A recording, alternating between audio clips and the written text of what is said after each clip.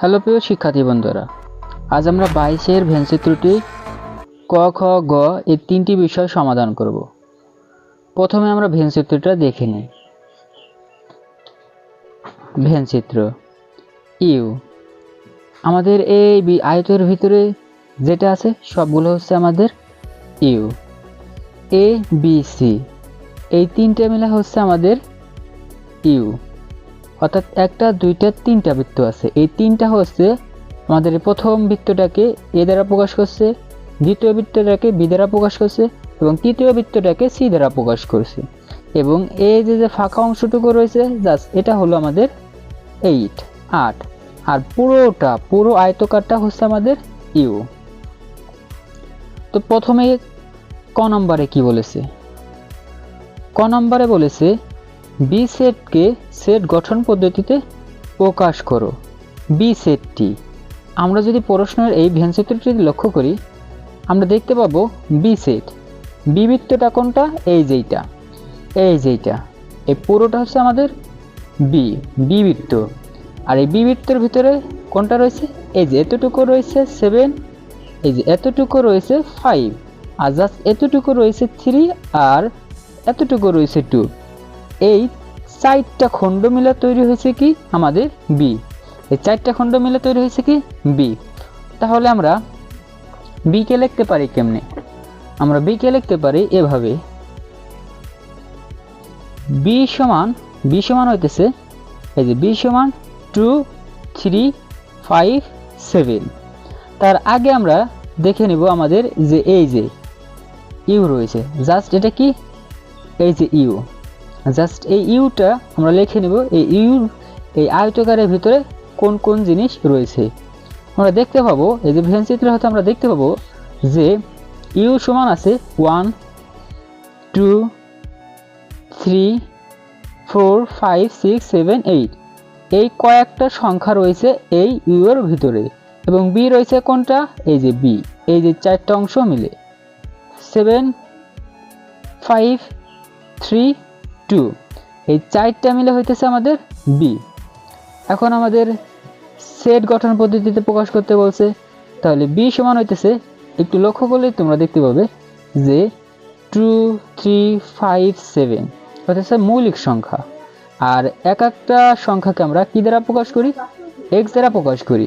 তাহলে এক্স হচ্ছে such that x গুলো কি হচ্ছে? মৌলিক সংখ্যা হচ্ছে মৌলিক সংখ্যা। এবং এই মৌলিক সংখ্যাগুলো কিন্তু একের থেকে বড়। তাহলে 1 এর থেকে বড় বা 1-এর সমান হতে পারে। সেক্ষেত্রে 1-এর থেকে বড়, এই যে চিহ্নটা হলো 1-এর বড় বা সমান। তাহলে 1 হইতেছে এর বড় বা সমান এক্স, এগুলো হইতেছে এই যে 7, 5, 3, 2 1-এর বড় বা সমান। এবং 8-এর ছোট না?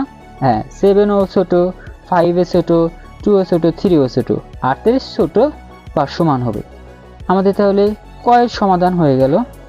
বি সমান হইতেছে আমাদের 2, 3, 5, 7 এবং এক্স হইতেছে মৌলিক সংখ্যা এবং 1-এর থেকে বড় এবং 8-এর থেকে বড়, সমান বা বড়। জাস্ট এখন আমরা যদি খ নাম্বার দেখতে পাই, উদ্দীপক ব্যবহার করে এই চিহ্নটার নাম কি? সংযোজক। এ সংযোজক ফার্স্ট ব্র্যাকেট বি, এটা কি? এটা হলো আমাদের সাধারণ চিহ্ন ইন্টারজেকশন সি, অর্থাৎ এর সাথে এটা ইংরেজিতে বলে ইউনিয়ন বা সংযোজক, ফার্স্ট ব্র্যাকেট বি ইন্টারজেকশন বা সাধারণ সি। তাহলে আমরা এর মান আমরা কত পাইছি? এ কোথায়? আমরা এখন একটু এ দেখে নেই এর কত।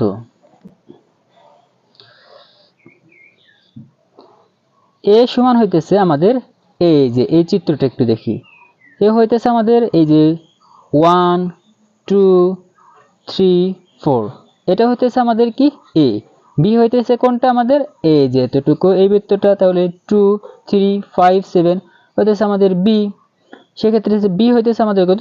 2, 3, 5, 7 এবং সি আমাদের কোনটা? এই যে সি, এই যে বৃত্তটা। তাহলে সি হইতেছে কত? 3, 4, 5, 6, এই যে সি হইতেছে এইটা।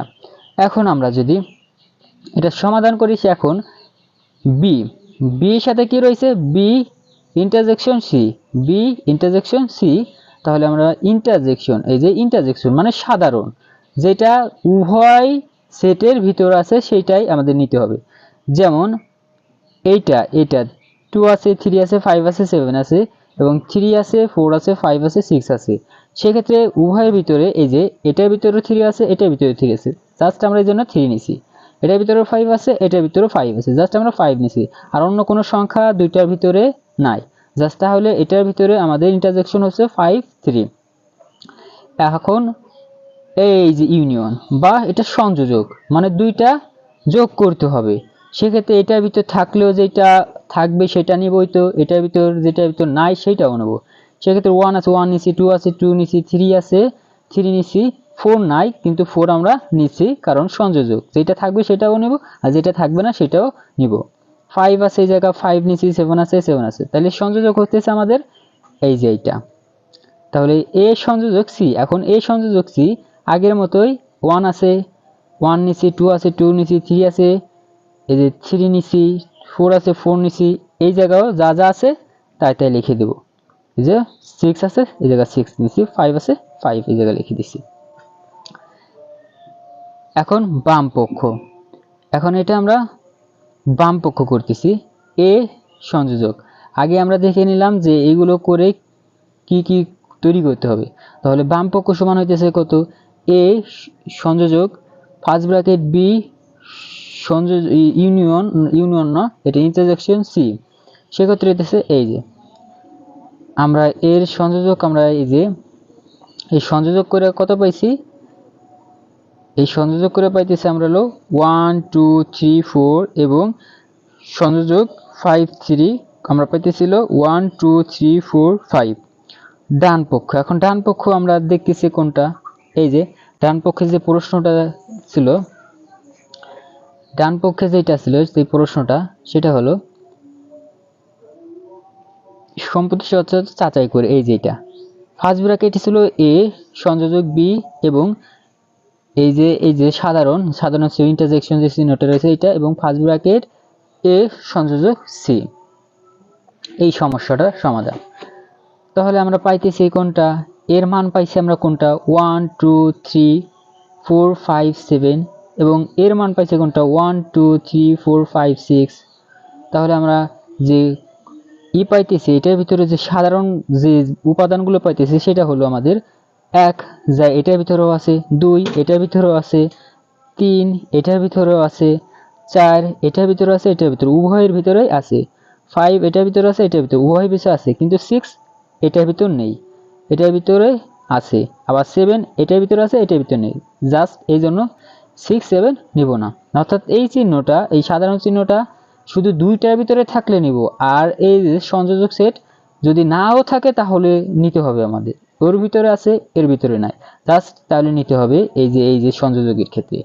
আর যে কমন যে বিষয়টা রয়েছে যে আমাদের যে কমন সাধারণ উপাদান, এটা কিন্তু নেওয়া যাবে না। সাধারণ উপাদান দুইটার ভিতর আছে এমন উপাদানগুলো নিতে হবে। অতএব তাহলে পাইতেছি আমরা এ সংযোজক, জাস্ট এ সংযোজক B first bracket B intersection C equal to M first bracket, বা এটা সমান বললেও চলে, first bracket A union B বা সংযোজক বললেও চলে, ফার্স্ট ব্র্যাকেট ইন্টারজেকশন এ সংযোজক সি। সম্পর্কটি সঠিক। আমাদের তাহলে